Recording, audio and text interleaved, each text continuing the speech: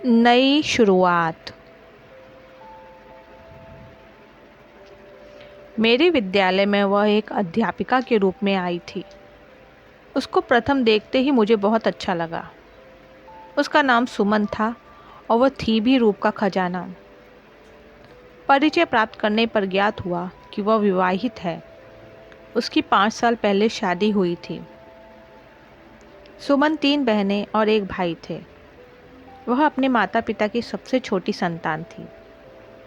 बहुत लाड़ प्यार से पली थी। इंग्लिश विषय में एमए किया था। वो बहुत ही संस्कारी परिवार की लड़की थी, पर भाग्य तो बहुत बलवान है। माता पिता के विरुद्ध होकर उसने अपनी पसंद के लड़के से विवाह किया था। विवाह के बाद माता पिता भी सहमत हो गए थे। सुमन पढ़ी लिखी होकर भी सब कुछ भूलकर अपने ससुराल पक्ष की सेवा में लग गई। प्रातः 4 बजे उठती और रात्रि के 12 बजे सोती थी। अपने पति की डांट फटकार सुनना उसका रोज का काम था। वह कोशिश करती कि किसी तरह अपने सास ससुर व परिवार के अन्य लोगों को प्रसन्न रख सके, लेकिन पासा उल्टा ही पड़ रहा था। वह जितना अच्छा बनने की कोशिश करती, उतना ही उसके ऊपर अत्याचार बढ़ता जा रहा।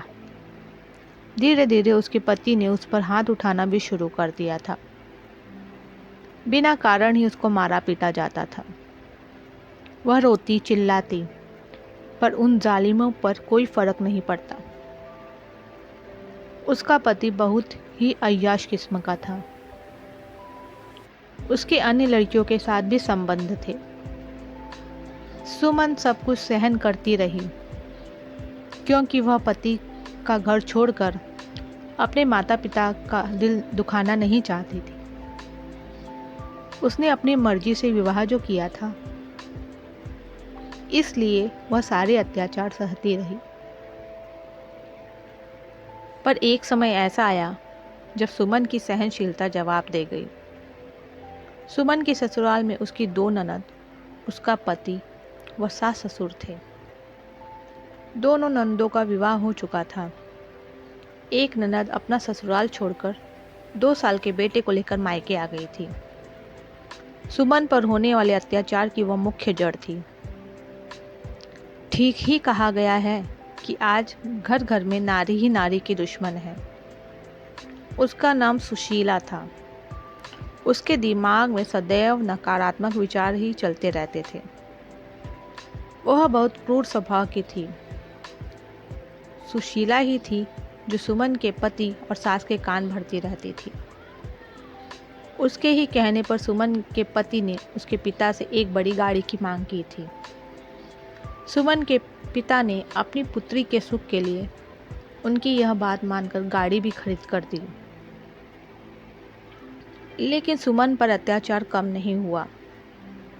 वह दर्द से कराहती रहती। वह अपनी करनी पर बहुत पछता रही थी।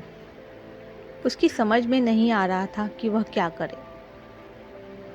एक बार उसने अपने पति से नौकरी करने की बात कही तो उसका पति भड़क उठा। तुमसे नौकरी करवा कर घर में नौकरानी रखूंगा? तुम नौकरी के विषय में सोचना भी मत। मेरी माँ और बहन की सेवा कौन करेगा? घर के काम कौन करेगा? तुम इस घर में सिर्फ एक नौकर की तरह हो। तुम्हें रोटी, कपड़ा और रहने के लिए मकान सब मिला है। तुमको किस बात की कमी है? एमए तक पढ़ी लिखी सुमन अंदर ही अंदर टूटती जा रही थी।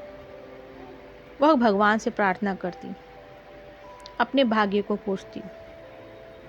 हे भगवान, तुमने मेरे भाग्य में और कितने दुख लिखे हैं। अमन हर रोज रात में 12-1 बजे के बाद नशा करके आता और सुमन पर अत्याचार करता, उसको मारता पीटता। दिन में उसकी सास ननद उसके साथ दुराचार करती थी। उसको सबसे बाद में बचा खुचा खाना दिया जाता था। 5 साल तक सुमन अपने ससुराल पक्ष के दुराचार सहती रही।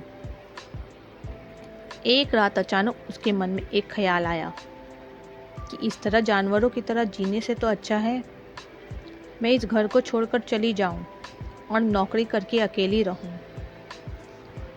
इस एक विचार से उसके अंदर खुशियों का संचार होने लगा। बस फिर क्या था। एक दिन शाम को वह अपना कुछ सामान लेकर अपने पिता के घर आ गई। उसको देखते ही उसके माता पिता और भाई भाभी को बहुत धक्का लगा।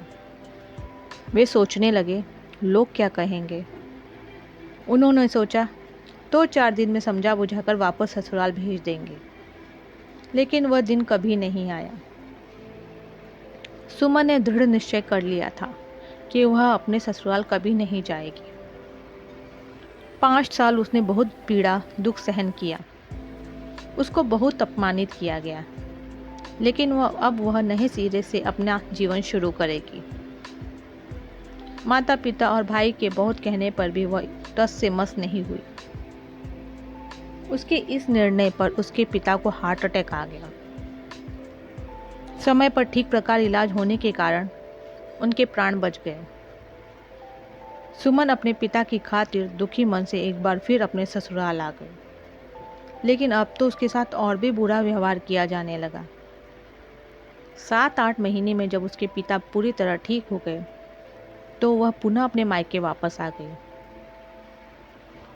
इस बार उसने अपने पिता को वहाँ की सब बात बताकर समझाया। पिता मान गए और उन्होंने अपनी बेटी का साथ देने का निश्चय किया। फिर क्या था, एक दिन उसने अपने सभी प्रमाण पत्रों की फाइल निकाली और एक नौकरी के लिए आवेदन पत्र लिखा। उसकी 8-10 फोटो कॉपी करवा कर विभिन्न स्कूलों में भेज दी। जब वह विद्या मंदिर स्कूल में गई तो उसकी शैक्षणिक योग्यता और उसका व्यवहार देखकर प्रिंसिपल ने उसे तुरंत रख लिया, क्योंकि उन्हें भी एक योग्य टीचर की आवश्यकता थी। उन्होंने सुमन को जल्द से जल्द ज्वाइन करने के लिए कहा। सुमन की खुशी का ठिकाना न था, मानो उसके पंख लग गए हो। अगले हफ्ते ही सुमन ने विद्या मंदिर में स्कूल में नौकरी ज्वाइन कर ली। वह बच्चों को इंग्लिश पढ़ाती थी।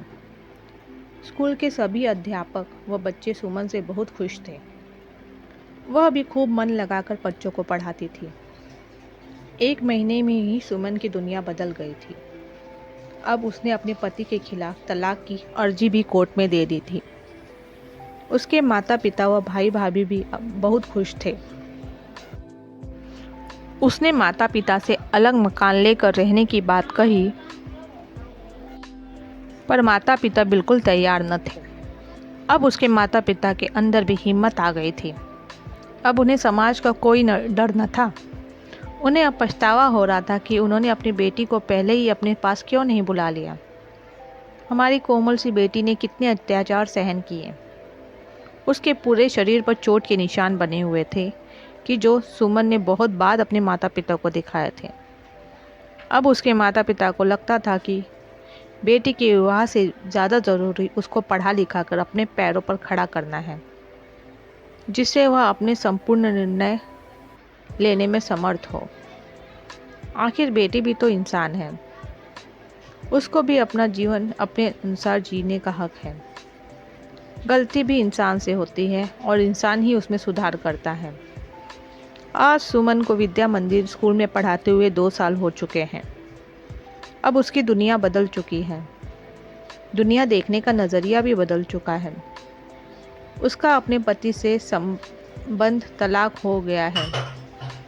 वह बहुत खुश है। उसके पिता उसके पुनर्विवाह के लिए एक अच्छे वर की तलाश कर रहे हैं। कहानी पसंद आए तो लाइक, सब्सक्राइब, शेयर अवश्य करें। धन्यवाद।